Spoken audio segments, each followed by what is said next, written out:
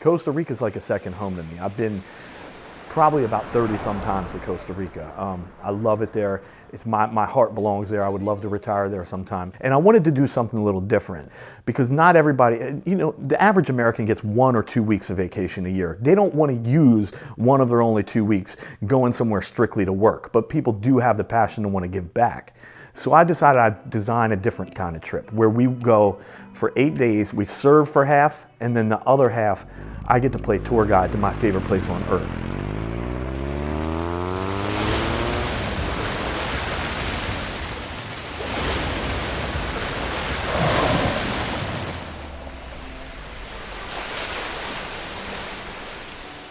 In mission trips I've done in the past, you usually only get 1 day or a half a day to go out and have fun in the middle of all the hard work. And I really liked that we were so close to the beach that we finished up our service for the day, and so we headed to the beach 5 minutes away for an hour or to see the sunset. Or I loved the waterfall and just kind of having a day to just relax for a little bit. But I really liked that it just kind of got thrown in all day, every day. Yes, we were there to do service work, but we could go spend an hour at the beach. It didn't have to be a whole day plan to do that. It's such a beautiful area, and that it's so gorgeous right around where we were doing things that we could make everyday service and fun. And I get to show people waterfalls and beaches and back roads and jungle and everything. And it's a 2-part trip. You know, it gives people the chance to have a vacation and relaxation, but also the opportunity to serve people that are much more destitute than they are. For me, the selfish part of me, the excitement is showing people a new world, showing people my secret place. Costa Rica to me is freedom, it's love, it's the people there are so much different. There's no judgment, there's no, you know, people in Costa Rica don't care what the next person has. It's pura vida, man, pure life. And I love showing that to people. I love finding places and things and showing people what's out there in the world.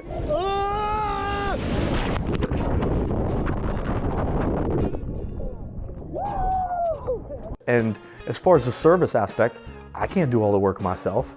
You know, I want to bring people. And for people to do the work there, to help these people, they help themselves more than anything. It's life-changing, it's humbling, you know, develop a sense of gratitude for what we have back here in the States, but also have the opportunity to see paradise.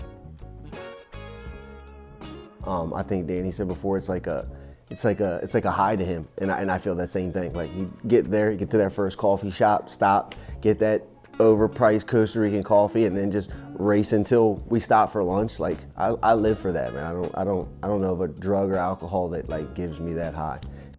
This was the first time I've ever been out of the U.S., so it was definitely an all-in experience at one time.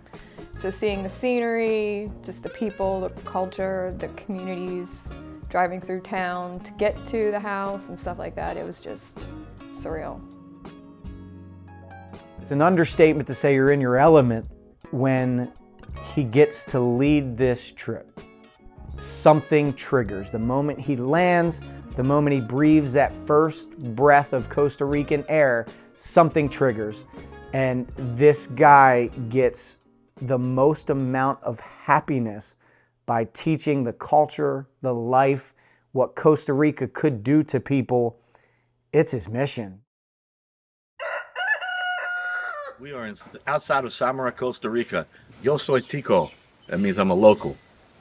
Take off his goofy hat. This is the first day of service on our 8-day mission trip here to Samara, Costa Rica. Today we're going to go to the church. We're going to meet the pastor and his family. We're going to get our assignments for the next few days, meet the people in the community, go grocery shopping so that they can cook our lunches for us while we're here, and go grocery shopping for the locals. It's going to be fun introducing the team, getting a tour of what they do in the community because they're very active and deeply entrenched in this community. They provide food and lodging and all kinds of services to the community here. And we're going to find out about it today. They know. Yeah. We had a temporary fix to the off. Have a good day.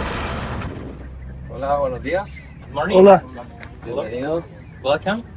Muchas gracias por venir acá a Costa Rica. Thank you for coming to Costa Rica. Nuestra iglesia, nuestra To our comunidad. church or to our community.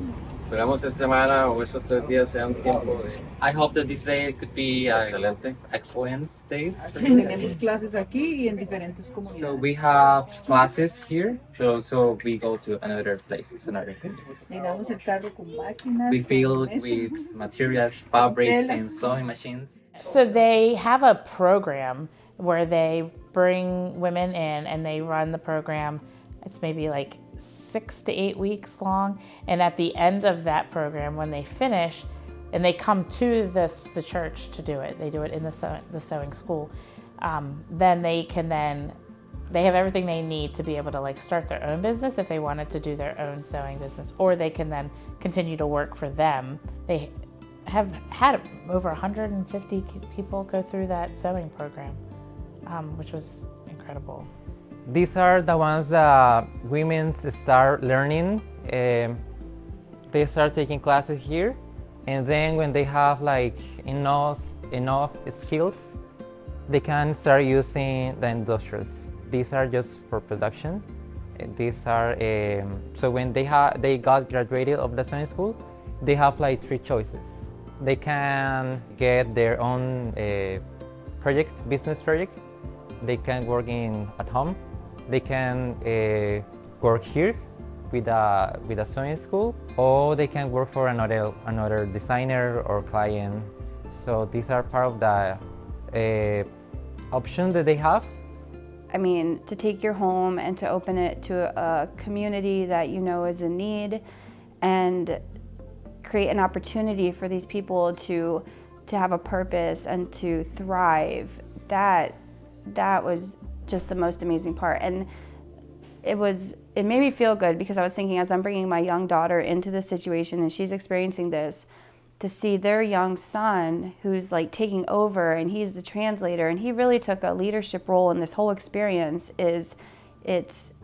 that I think for me was the connection of, I'm so grateful that she's experiencing this, because she's seeing what another young person is doing and what they've created and how they're not just doing for their family, but they're helping their entire community. What really stuck with me were those girls, Rochelle and Maria, and I still talk to them to this day. I mean, I love them. Like, those are my sisters to me. And I've talked to her about bringing her to the United States and me going there and actually spending time with their family and seeing what they're like.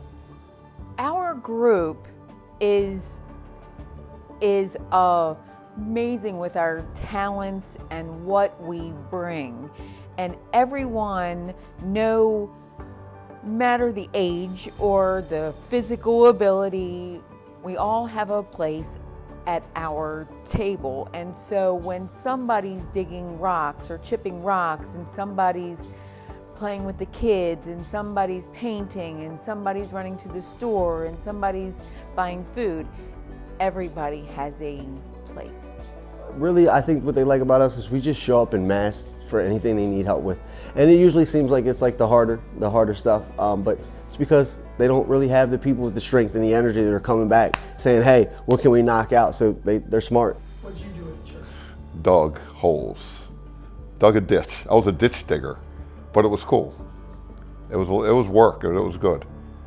I helped wheelbarrow, so that was what I did most of the time. And really interacting with those kids and seeing how they live, and hearing that they walked 6 miles through the river to get there just to see us. That was like the most heartwarming thing ever. Evan, what's going on? What are we doing here today, bro? Digging a ditch. Digging a ditch. I don't know who the hell we're putting in it, but we're digging it. Somebody might end up in there. This year was actually one of the lighter years workload-wise, which, ironically, a lot of people thought it was tough work, but we've done much tougher work there.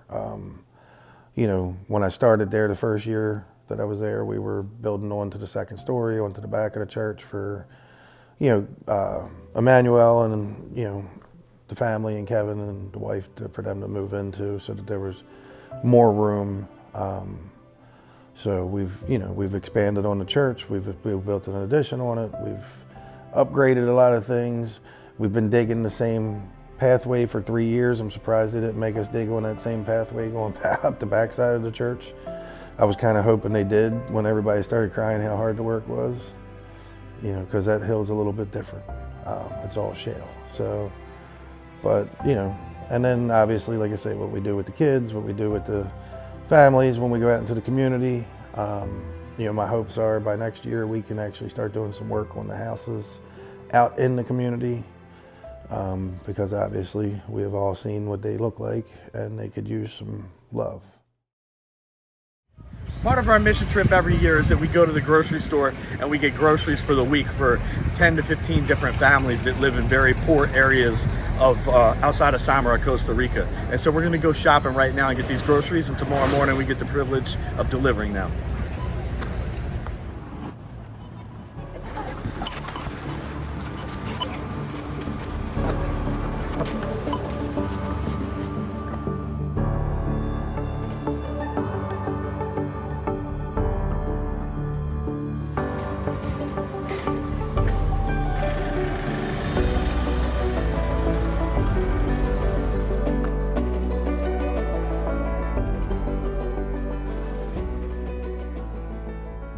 All right, today we're going to start off the day delivering groceries to various houses in the Costa Rican jungle. Poor people that need them, and we're going to pray for them and try to meet their other needs.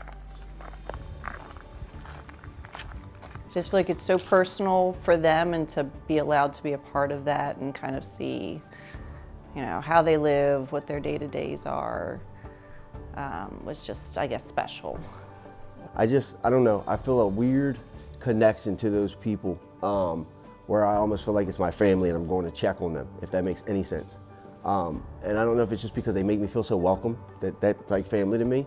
But I always just feel emotionally attached to each one. And so what's even more rewarding is getting to go, like again this year, and see the growth of some of the families that we've been to before is awesome. Because you often wonder, like, are they gonna be here next year? Like, what is life like for them? You know, when you see what little they have. So to come back and see like the kid that's gotten older and is still smiling the same way, and you know, things have kind of just been normal for him. And so it seems, you know, it kind of gives you a sense of normalcy, and just appreciation, and hope for next year that he'll be even bigger and stronger, and that you could be blessed to be in a position to be there to see it. When I saw a little boy that I had met last year, and then we were in the community this year, and I stumbled upon him and was very excited just to see his face and just feel a slight connection. I don't know that he absolutely remembered me, but I felt something. I think seeing how different they live from us, but pushing through and just knowing that we're so much alike in reality. As a nurse, what pulled at my heart while we were there was when we went out into the communities and I saw the need. And you know, the downside of poverty is not access to medical care that we take for granted.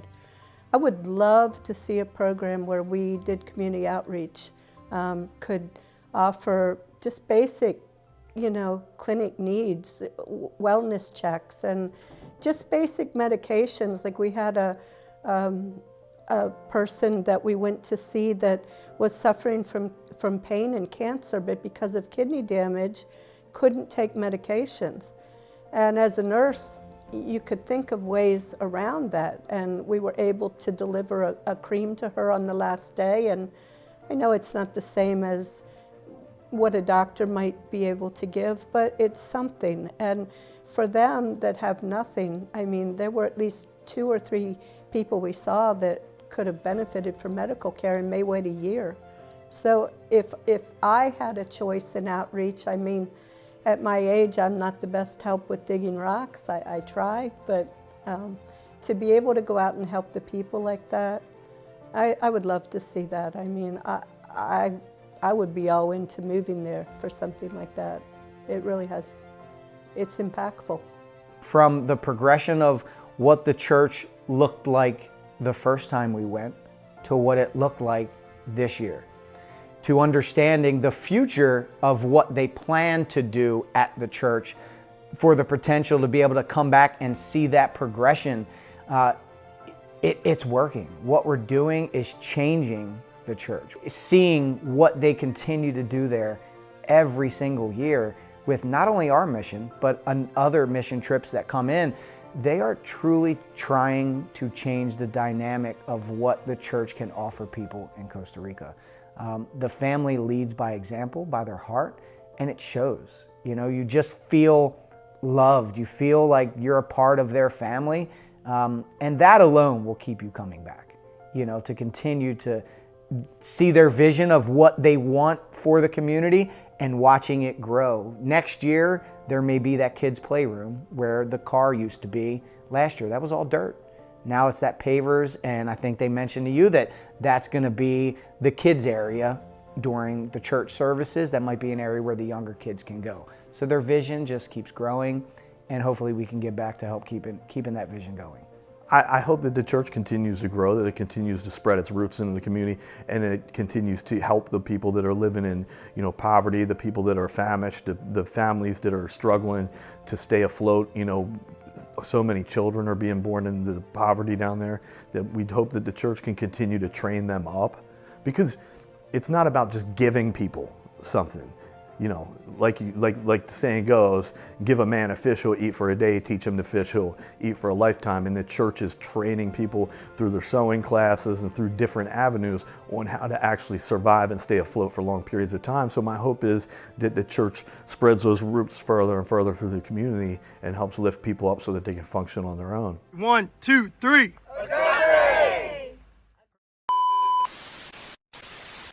Quiet on set. I need a couple shots. You have shots or anything? Maybe. Never been on a helicopter, so that was close to that, I think. I don't know if I would do it again, but it was a good experience. It was a good experience, and seeing the In a group environment, like out loud, like, God, I know. Yeah. Get. I wish we had Puss Face here to put in the, I'd be petting him in the fucking video.